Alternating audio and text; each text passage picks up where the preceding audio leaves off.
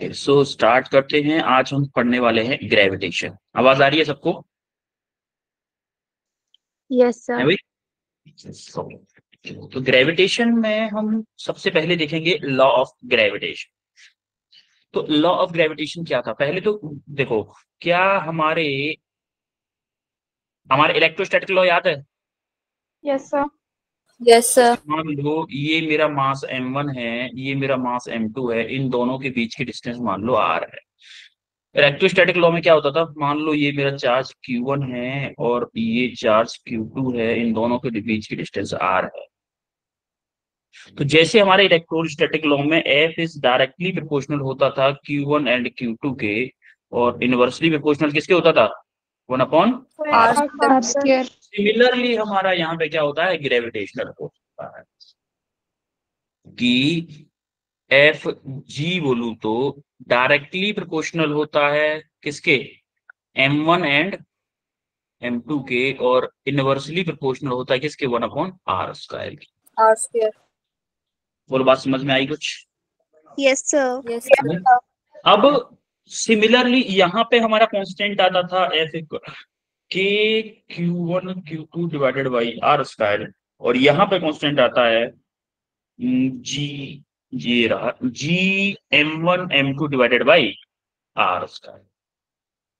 तो होता क्या है, जब भी दो मासेस को, जैसे मैं और आप कितनी भी दूर बैठे हुए हैं, तो आप मुझको एक ग्रेविटेशनल फोर्स से अट्रैक्ट कर रहे हो अपनी तरफ, और मैं आपको ग्रेविटेशनल फोर्स से अट्रैक्ट कर रहा हूं। लेकिन हम दोनों फिर खिंच के पास में क्यों नहीं आ रहे? कोई बताएगा क्यों नहीं आ रहे हैं? सर आर बताएगा की क्या कोई? वैल्यू हाई है। हाँ, डिस्टेंस। मासेस एक तो हमारे मासेस बहुत कम है, और डिस्टेंस हमारे बीच की बहुत ज्यादा है। जैसे आप देखोगे, किसके किसके इनवर्सली प्रोपोर्शनल है? हमारे डिस्टेंस बिटवीन द ऑब्जेक्ट्स के इनवर्सली प्रोपोर्शनल। तो हमारे बीच की डिस्टेंस बहुत ज्यादा होने की वजह से जो फोर्स की वैल्यू है वो बहुत कम है। और फोर्स की वैल्यू कम है तो क्या हुआ हमारा? भाई, अगर फोर्स की वैल्यू कम है तो हम जो अट्रैक्ट हो रहे हैं एक दूसरे की तरफ, उससे क्या होगा? वो वाला फोर्स बहुत कम होगा, तो इसीलिए हम अब आगे नहीं जा पा रहे। तो यहाँ पर जो कांस्टेंट आता है जी, इसको हम बोलते हैं gravitation universal gravitational constant. Universal gravitational constant दो जी होते हैं, एक कैपिटल जी एक स्मॉल जी। कैपिटल जी को हम बोलते हैं यूनिवर्सल ग्रेविटेशनल कांस्टेंट, स्मॉल जी को हम बोलते हैं only gravitational acceleration. Gravitational acceleration के बारे में पढ़ेंगे हम अभी। तो ये जी की वैल्यू हमेशा याद रखनी है, 6.67 इंटू 10⁻⁻11 न्यूटन मीटर स्क्वायर पर केजी। क्लियर है यहाँ तक? Yes sir. ठीक है। अब the direction of force is along the line joining between two particles. जो डायरेक्शन होती है फोर्स की, इलेक्ट्रोस्टैटिक फोर्स हमारा, जो लाइक चार्जेस होते थे उनके बीच में कैसा लगता था? रिपल्सिव फोर्स लगता था। और अनलाइक चार्ज होते थे उनके बीच में कैसा फोर्स लगता था? अट्रैक्टिव। अट्रैक्टिव लगता था। लेकिन यहाँ पे मास के केस में दोनों चार्जेस के बीच में सेम फोर्स लगेगा, और दोनों मासेस के बीच में अट्रैक्शन फोर्स ही लगेगा, कभी भी रिपल्सिव फोर्स लग ही नहीं सकता। तो एक चीज से टेंशन फ्री हो गए कि जो चार्जेस के बीच में फोर्स लगने वाला था वो हमेशा अट्रैक्टिव इन नेचर ही होगा। ठीक है। तो अगर मैं इसको वेक्टर फॉर्म में रिप्रेजेंट करना चाहूं, तो वेक्टर फॉर्म का मतलब क्या है? Direction vector. डायरेक्शन वेक्टर अगर मल्टीप्लाई करूं तो माइनस के G m1 m2 divided by are square r cap. ये आर कैप क्या है मेरा? Direction unit. वेक्टर।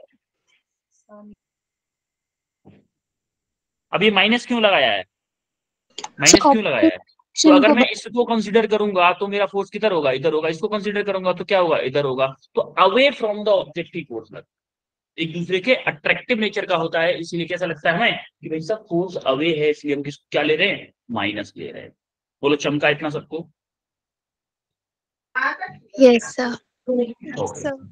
अब जरा ये क्वेश्चन करो, आपकी स्क्रीन पे क्वेश्चन दिख रहा है, ये क्वेश्चन करो।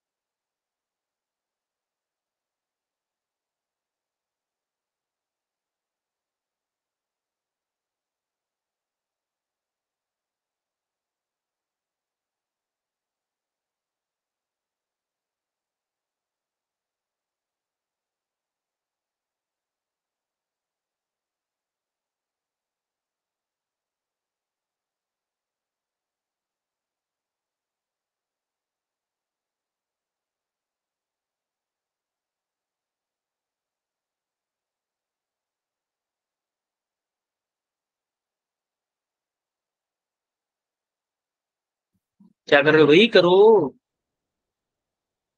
क्वेश्चन करो भाई, क्वेश्चन। किसी का आंसर नहीं आया अभी।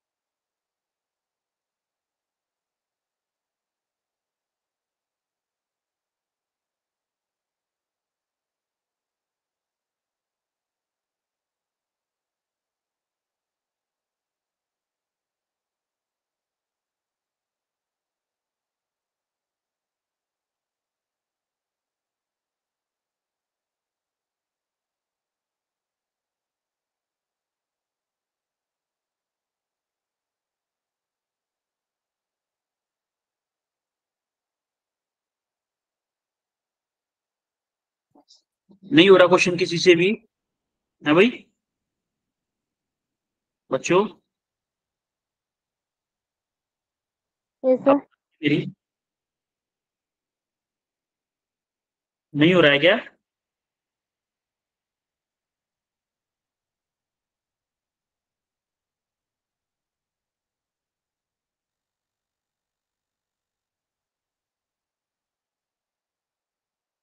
अच्छा, 2 बच्चों का आंसर आया है भाई। बड़ी मेहनत के बाद, काफ़ी टाइम के बाद 2 बच्चों का रिस्पॉन्स आया।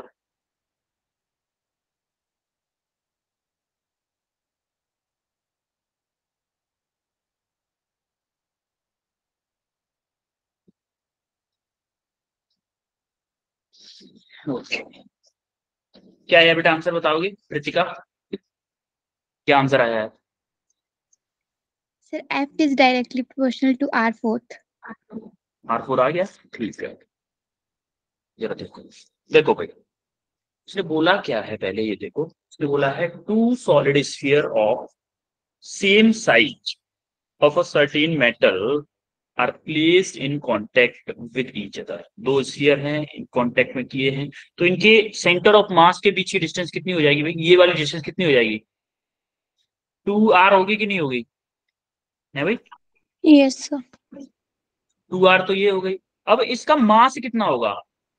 मास कितना होगा? मास क्या होता है, सॉरी डेंसिटी क्या होती है, पहले ये बताओ, डेंसिटी क्या होती है? मास मास अपॉन वॉल्यूम। वॉल्यूम। मास क्या होगा? Density density into volume. Volume. और डेंसिटी इंटू वॉल्यूम कितना दे रखा है? वॉल्यूम, स्फीयर का वॉल्यूम क्या होता है? 4/3 पाई आर क्यूब। क्या दोनों की रेडियस आर है, दोनों का मास कैपिटल एम ही है, तो दोनों का मास सेम होगा, तो आप लगा दो F equal to G M into M divided by 2r²। ये 2r है ना दोनों के बीच की डिस्टेंस, क्या हो जाएगा? जी एम, एम की वैल्यू क्या है?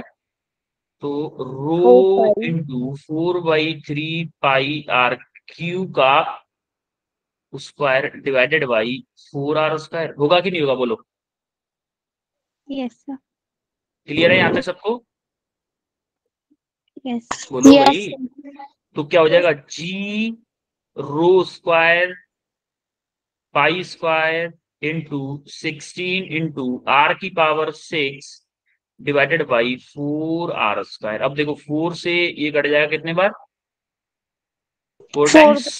यस तो क्या हो जाएगा? 4g रो स्क्वायर पाई स्क्वायर। अब देखो r⁻2 है, 2 से ये कट गया कितने टाइम? 4 टाइम्स। तो कितना हो जाएगा? r⁻4। तो हमने देखा यहां से कि बाकी सारी चीजें कांस्टेंट हैं। देखो 4 कांस्टेंट, g कांस्टेंट, रो कांस्टेंट, r पाई कांस्टेंट। तो f मेरा क्या डायरेक्टली प्रोपोर्शनल टू रेडियस की पावर 4 है कि नहीं है? यही हम इसने पूछा था कि so that directly proportional to rad 4th power of radius, क्या यही पूछा था? Yes sir. ठीक, आगे बढ़े। Yes sir. अब हम आते हैं ग्रेविटेशनल एक्सेलरेशन पर। ग्रेविटेशनल एक्सेलरेशन मतलब क्या है? ग्रेविटेशनल एक्सेलरेशन, ग्रेविटेशनल एक्सेलरेशन का मतलब होता है एफ इक्वल टू क्या होता है? M A. एम ए है कि नहीं? या फिर अगर मैं जी की बात करूं, एफ इक्वल टू क्या होता है? M G. तो जी की वैल्यू निकालूं तो क्या होगा? F upon M. तो हमने क्या किया? F upon M. F upon M जैसे ही किया उसमें से एक एम कट गया, एम से एम एक एम कट जाएगा, तो हमारा क्या आएगा? G M divided by r²। तो हमारा ग्रेविटेशनल एक्सेलरेशन का फॉर्मूला आ गया G M divided by r²। अब हम देखेंगे कि इसका वेरिएशन कैसे होता है भाई, कि हमारा जी कभी कभी ज्यादा हो जाता है, कभी कम हो जाता है, कैसे होता है? देखो एक्चुअली में जो हमारी अर्थ है, हम मान के चलते हैं कि गोल है, लेकिन एक्चुअली में प्रैक्टिकली अगर देखा जाए तो अर्थ हमारी गोल नहीं है। अर्थ हमारी थोड़ी सी चपटी है। चपटी है मतलब इसकी जो मिनिमम रेडियस है, ये वाली वर्टिकल वाली 6350 किलोमीटर है, और हॉरिजॉन्टल वाली 6372 किलोमीटर। कितने का फर्क है? 22 किलोमीटर का फर्क है। 22 किलोमीटर का फर्क है। तो इस वजह से हमारा इस पॉइंट पे, पोल्स बोलते हैं इनको, पोल्स पे हमारे जी की वैल्यू क्या होगी? ज्यादा होगी, कम होगी? Sir come. आर कम है ना, आर कम है, तो जी की वैल्यू क्या होगी? ज्यादा होगी यहाँ पे। और यहाँ पे जी की वैल्यू हमारी कम होती है, और यहाँ पे जी की वैल्यू ज्यादा होती है, क्योंकि मेरे आर के इनवर्सली प्रोपोर्शनल है ना बेटा। इसीलिए हमने बोला कि the value of G is minimum at equator, इसको हम इक्वेटर बोलते हैं, equator, and maximum at the poles. Equator पे हमारी मिनिमम वैल्यू होती है जी की, और पोल्स पे हमारी मैक्सिमम वैल्यू होती है। इतना क्लियर हुआ सबको? Yes sir. ठीक है। अब हम आते हैं जी का वेरिएशन विद द लेंथ। अब जैसे ही हमने देखा कि भाई हम अर्थ से ऊपर जाते हैं, जैसे जैसे अर्थ के ऊपर जाते जाते हैं, चलते जाते हैं, हमारा क्या होता है? जी की वैल्यू कम होती जाती है। तो माना कि हमारा कोई ऑब्जेक्ट किसी एच हाइट पे रखा हुआ था, अर्थ एच हाइट पे रखा हुआ था, और रेडियस ऑफ द अर्थ हमारी आर है, उसका सेंटर है मान लो अर्थ का यहाँ। तो अर्थ के सेंटर से इसकी हाइट कितनी होगी टोटल? देखो एच ये आर, ये तो आर प्लस एच हो गई कि नहीं हो गई, बोलो। Yes, sir. R plus H हो गई, तो हमारा एफ क्या हो जाएगा, जी एम, मान लो इस ऑब्जेक्ट का मास एम है, G M, M divided by R plus H का होल उसका है। तो हमारा ग्रेविटेशनल एक्सेलरेशन क्या होता है, G equal to F upon M, F upon M जैसे ही किया तो हमारा आ गया G M upon R plus H का होल उसका है। तो क्योंकि एक एम से एक एम कैंसिल हो गया ना, अरे इस वाले एम से ये वाला एम Yes, कैंसिल हो गया, तो हमारा जी एम कितना आ गया, G M upon R plus H का होल उसका है। अब अगर सरफेस की बात करो, सरफेस पे हमारा क्या होता था, जी एम इक्वल टू, अगर सरफेस की बात करो यहाँ पे, अगर मैं बात करूं तो मैं लेता हूं यहाँ पे कि मेरा जी नॉट होगा, जी नॉट मतलब जब हमारी किसी भी हाइट पे नहीं है, ग्राउंड पे बैठे हुए हैं, तो G M divided by are square है एट द सरफेस। तो हमने यहां से क्या किया, जी एम की जगह पे जी आर स्क्वायर पुट कर दिया यहाँ पे, इस वाली इक्वेशन, इस वाली इक्वेशन में जी आर स्क्वायर पुट कर दिया। जी आर स्क्वायर जैसे ही पुट किया, देखो क्या कर रहे हैं हम, एक्चुअली में क्या कर रहे हैं कि जी इक्वल टू जी एम की जगह पे जी आर स्क्वायर पुट कर दिया, सॉरी स्मॉल में जी नॉट आर स्क्वायर पुट कर दिया, और नीचे क्या किया हमने, आर आर कॉमन ले लिया, आर स्क्वायर कॉमन ले लिया, one plus H upon R का होल स्क्वायर। तो देखो आर स्क्वायर से आर स्क्वायर कैंसिल हो गया, तो हमें जी और जी डैश में रिलेशन मिल गया, G upon one plus H over R का होल। अब इसको अगर मेरी एच, अगर मेरी जो एच है वो बहुत छोटी है एच कंपेयर टू आर के, तो हम इसको लिख देते हैं G H equal to G into one minus two H by R भी लिख सकते हैं। जैसे मान लो आप अपनी छत की बिल्डिंग पे गए हो, आपको मन है कि वहां पे मेरे को जी एच की वैल्यू निकालनी है, तो कौन सा फॉर्मूला लगाओगे, G H equal to G into one minus two H by R लगाओगे, one minus two H by R लगाओगे, तो क्लोज टू जी एच की वैल्यू आपके जी के इक्वल भी है। अब अगर मान लो ये तो आप अर्थ के ऊपर चले गए, गड्ढा कूद के अर्थ के अंदर जाओ, तो गड्ढा कूद के अगर आप अर्थ के अंदर जाते हो तो क्या होगा भाई, जैसे ही आप अर्थ के अंदर गए, जैसे मान लो डी डिस्टेंस पे पहुंच गए, डी डिस्टेंस, तो उसके लिए फॉर्मूला होता है G D equal to G into one minus D over R, one minus D over R. अब वेरी कैसे करता है, जैसे मान लो कि आप अर्थ के ऊपर जाते जा रहे हो, जाते जा रहे हो, जाते जा रहे हो, आर डिस्टेंस तक ऊपर चले गए, आर डिस्टेंस तक ऊपर चले गए, तब तक तो आपका ग्रेविटेशनल एक्सेलरेशन इंक्रीज हो रहा है सरफेस से। अगर आप सेंटर पे बैठे हुए हो, चलो मान लो सेंटर पे बैठे हुए हो, आप बाहर जाते जा रहे हो, जाते जा रहे हो, जाते जा रहे हो, मैक्सिमम कहां पे होगा, सरफेस ऑफ द अर्थ पे, मैक्सिमम हमारा सरफेस ऑफ द अर्थ पे होगा, उसके बाद फिर से डिक्रीज होगा, कैसे, आर के इनवर्सली प्रोपोर्शनल, उसके बाद डिक्रीज होना स्टार्ट होगा, जैसे जैसे आप ऊपर जाओगे आपका जी की वैल्यू डिक्रीज होती जाएगी, बढ़ेगी कब तक, जब सेंटर पे बैठ के, सेंटर पे बैठोगे तो जी की वैल्यू जीरो होगी,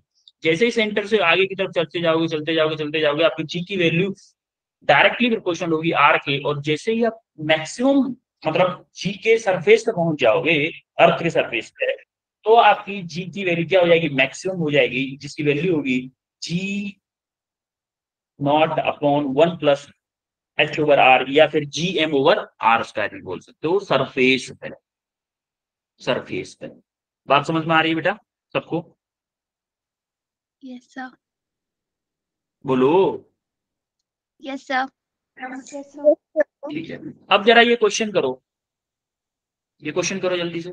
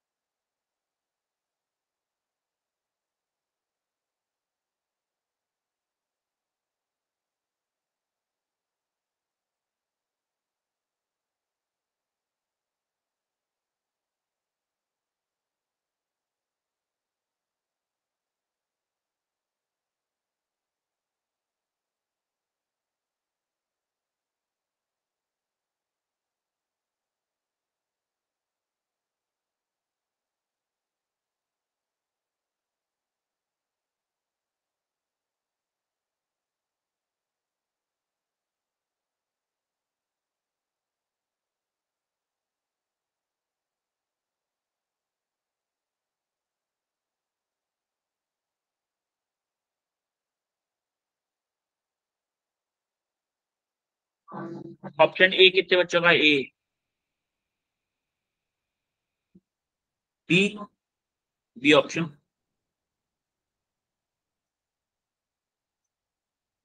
सी ऑप्शन, सी, डी ऑप्शन। अभी हम किए हैं जस्ट, अभी हम ग्राफ देखे हैं, अभी जस्ट ग्राफ देखे हम किसका, एक्सेलरेशन ड्यू टू ग्रेविटी का, कि हमारा जब अर्थ जी अपॉन आर का, कि जैसे जैसे आर जब जीरो होता है तो उससे एक लिमिट तक स्ट्रेट बढ़ता है, कैसे, G is directly proportional to R, कब तक, जब आपका R equal to capital R नहीं हो जाता, उसके बाद हमारा डिक्रीज होता है, कैसे, G is directly proportional to one upon R square, one upon R square. हमारा कौन सा ऑप्शन होगा, option B is your correct answer. बोलो चमका सबको। Yes, sir. ठीक है, ये क्वेश्चन देखो भाई, ये क्वेश्चन करो।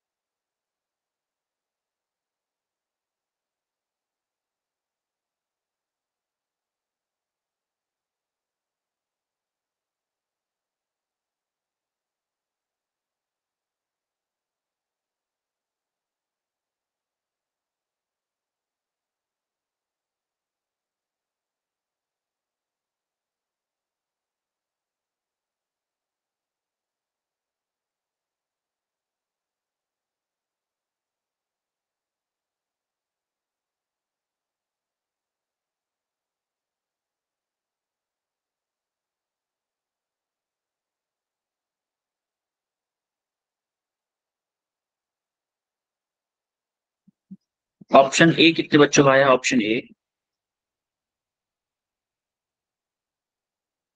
Option B,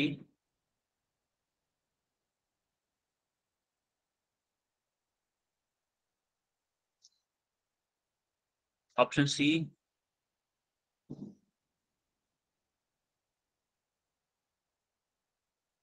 option D. Okay, let's do it. देखो भाई, व्हाट इज द डेप्थ? पहले तो डेप्थ के लिए फॉर्मूला क्या था? जी डी इक्वल टू क्या था? G naught one minus one minus minus G. H over R, क्या यही था? देख लो एक बार। तो D over R, H H बोलो या डी बोलो, हमने एच ले लिया है, उसको डी है ये, डी ओवर आर, यही था। अब उसने बोला क्या है एक्चुअली में, कि जो जी है, जी डी जो है ना, वो कितना हो रहा है? 1/n टाइम्स, यानी कि जी अपॉन एन होना है। ये मान लो जी है, जी अपॉन एन होना है, वो वाली डेप्थ निकालनी है। तो मैं क्या इस जगह पे जी डी की जगह पे जी अपॉन एन पुट कर दूं? कोई दिक्कत तो नहीं किसी को? No sir. है भाई, बोलो। है, सर ठीक है। No sir. G upon N जैसे ही पुट किया तो इधर क्या है मेरा? G into one minus D upon are. तो जी से जी कैंसिल हो गया, तो 1/n equal to 1 - d upon are. तो देखो, डी अपॉन आर को इधर ले आओ, 1/n को इधर भेज दो, तो D upon R equal to 1 - 1/n। तो ये क्या हो जाएगा? n - 1/n, n - 1/n। ये क्या है? डी अपॉन आर है, तो आर को इधर भेज दो, क्या हो जाएगा? D equal to n - 1/n into R. This is your correct answer. Option कौन सा? Option B is your correct answer. बोलो, क्लियर है यहाँ तक सबको ये question? Yes sir. Yes sir. ठीक है, अब जरा ये क्वेश्चन करो।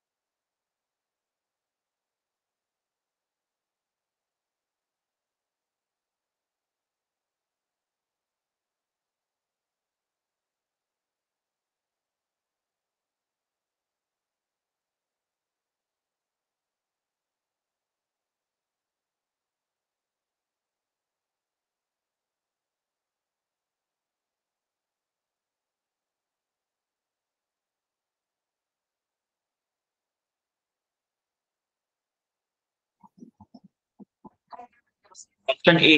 कितने बच्चों का ऑप्शन ए है? 2 बच्चों का ऑप्शन ए है। Option B.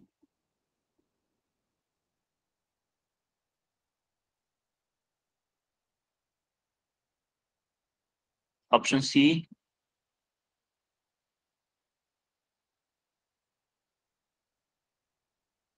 Option D. Okay,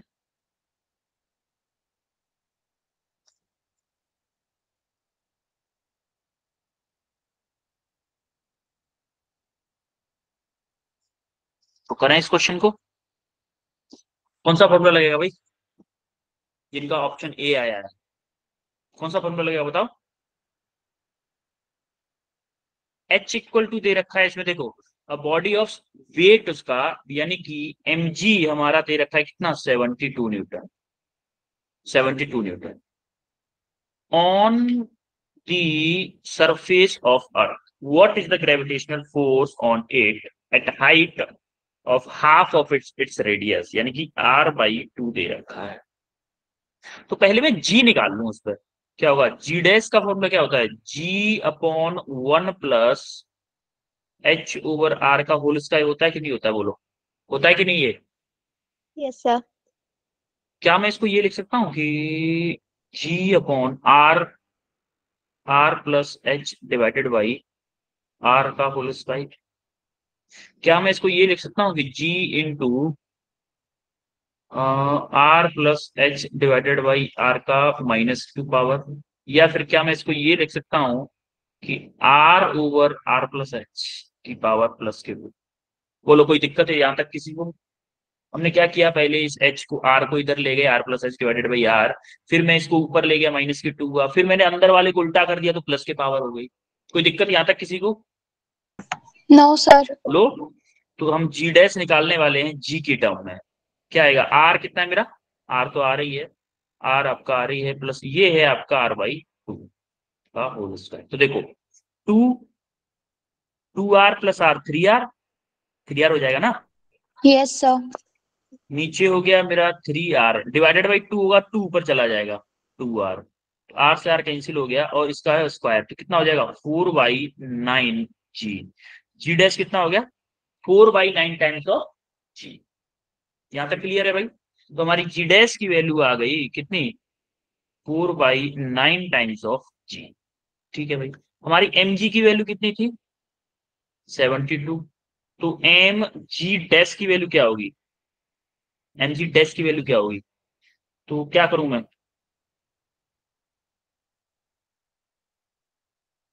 अरे एम जी की वैल्यू ये थी, तो क्या मैं एम जी की जगह पे क्या पुट कर दूं, 4/9? अरे चलो यहां से क्या करते हैं, एम की वैल्यू निकाल लेते, कितना है 72/g है। ठीक है, तो हमारा यहाँ पे एम जी डैश की वैल्यू निकालनी है, एम इंटू जी डैश की वैल्यू क्या है भाई, एम की वैल्यू क्या है 72। 4/9. मैंने निकालनी, देखो एम की वैल्यू डाल दे यहाँ से 72/g इंटू जी डैश की वैल्यू क्या है 4/9 ऑफ जी, तो जी से जी कैंसिल हो गया, 72 इंटू 4/9, 9 से 72 कितने टाइम जाएगा, 8. 8 टाइम्स, 8 इंटू 4 32 न्यूटन हो गया कि नहीं हो गया? मतलब वो जो जिस हाइट पे पहुंच जाएगा वहां पे फोर्स कितना लगेगा, 32 न्यूटन लगेगा। बोलो चमका इतना? क्लियर है सबको? Yes, sir. ओके, ये वाला अब देखो ग्रेविटेशनल फील्ड। ग्रेविटेशनल फील्ड क्या होता है, एक्चुअली में जो ग्रेविटेशनल फील्ड है वो सेम टू सेम है, कैसा, जैसा हमारा इलेक्ट्रिक फील्ड होता था। इलेक्ट्रिक फील्ड याद है? अरे इलेक्ट्रिक फील्ड याद है कि नहीं? Yes, sir. सिमिलरली हमारा ग्रेविटेशनल फील्ड होता है, तो ग्रेविटेशनल फील्ड की वैल्यू किसके इक्वल होती है, सेम टू सेम हमारा ग्रेविटेशनल एक्सेलरेशन की तरह होती है।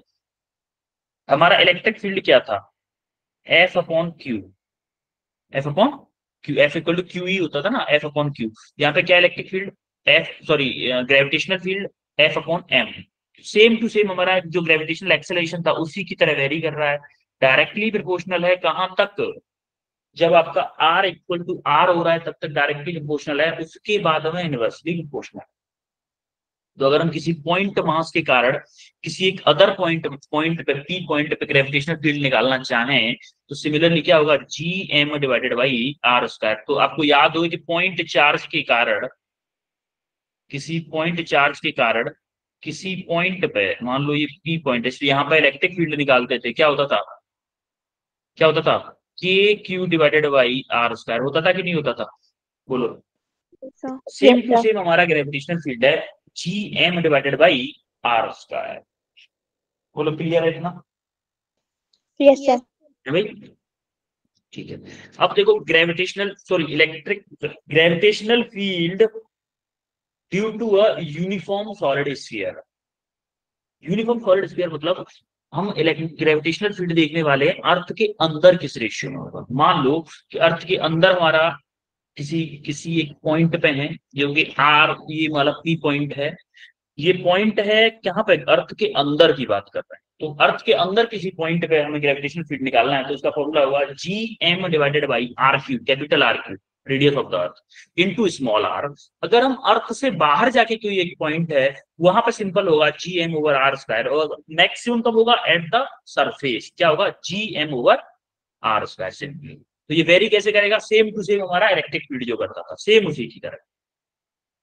अब ड्यू टू स्फेरिकल शेल का मतलब क्या है, एक हॉलो शेल है, हॉलो शेल है। तो अगर मान लो उस हॉलो सरफेस के अंदर है तो वहां पे तो कोई मास है नहीं सेंटर पर, जब कोई मास नहीं है तो वहां पे क्या होगा, इलेक्ट्रिक फील्ड आपका जीरो होगा। सिमिलरली अगर आउटसाइड द सेल देखोगे, आउटसाइड की तरह ये एज अ पॉइंट मास की तरह बिहेव करेगा तो क्या होगा, G M over R square होगा, और सरफेस की बात करें तो G M over R square होगा। तो ये आपका सॉलिड स्फीयर और आपका हॉलो स्फीयर, हॉलो स्फीयर बोलो या स्फेरिकल शेल बोलो, उसके कारण डिफरेंट डिफरेंट पॉइंट पे इलेक्ट्रिक फील्ड क्या होगी, सॉरी ग्रेविटेशनल फील्ड क्या होगी, वो आपको पता चल गया। क्या यहाँ तक क्लियर है सबको, Yes, sir. है भाई? ठीक है। अब थोड़ा सा ये ग्रेविटेशनल फील्ड का डायग्राम है। जैसे हम जब तक जीरो से सेंटर से सरफेस पे नहीं आ रहे तब तक हमारा क्या है, ग्रेविटेशनल फील्ड क्या 0. है भाई, जीरो है। उसके बाद में डिक्रीज हुआ, ये किस पे है, सरफेस पे है। अरे यहां तक तो कोई भी ग्रेविटेशनल फील्ड है ही नहीं, ये तो इस लाइन को डॉटेड करके बताया है कि इस पॉइंट पे डॉटेड लाइन इसी तो इसीलिए तो है। यहां तक तो कोई ग्रेविटेशनल फील्ड था ही नहीं, इस पॉइंट के बाद में ग्रेविटेशनल फील्ड आया है, सरफेस के बाद में ग्रेविटेशनल फील्ड आया है। तो क्या है हमारा formula, G M over R square, वो इनवर्सली प्रोपोर्शनल आर स्क्वायर के है तो डिक्रीज होता जा रहा है। अब जरा ये क्वेश्चन करो भाई, क्वेश्चन करो।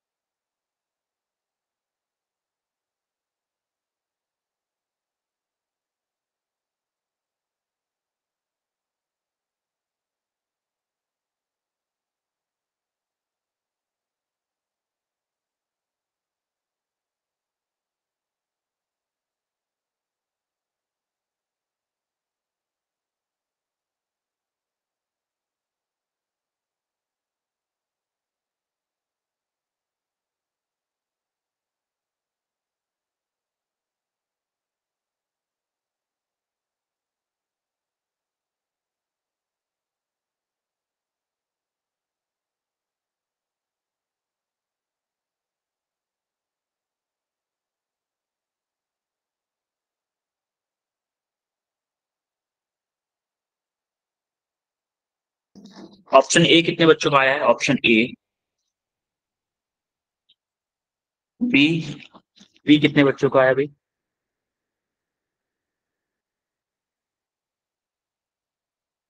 सी कितने बच्चों का है? सी, सी कितने बच्चों का है? डी,